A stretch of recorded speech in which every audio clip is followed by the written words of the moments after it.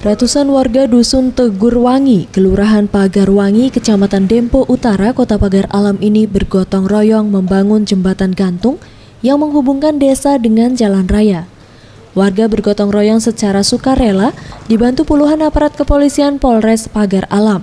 Perbaikan ini dilakukan mengingat kondisi jembatan gantung warga sejak beberapa bulan terakhir rusak parah dan berlobang, sehingga membahayakan warga dan anak-anak yang melintas. Warga bergotong royong memasang papan untuk lantai jembatan, mengingat lantai jembatan selama ini sudah rapuh dan sebagian lagi berlubang akibat terkena panas dan hujan. Menurut RW Tegurwangi, gotong royong ini dilakukan warga dibantu aparat kepolisian, mengingat kondisi jembatan selama ini membahayakan. Jembatan ini selain digunakan oleh warga untuk mengangkut hasil pertanian, anak-anak yang pergi sekolah dan mengaji juga menggunakan jembatan ini. Rangka perbaikan jembatan gantung yang mana jembatan selama ini sudah rusak parah, jadi nggak bisa dilewati lagi. Padahal jembatan ini memang akses jalan lingkar desa.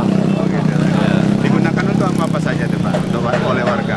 Yang digunakan sehari-hari untuk warga desa ke pertanian, anak-anak sekolah.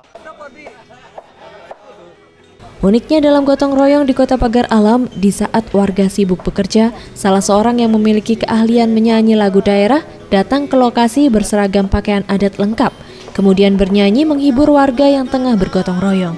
Sejenak warga berhenti bekerja untuk menikmati lagu yang disuguhkan oleh seniman lokal tersebut. Polisi telah membangun jembatan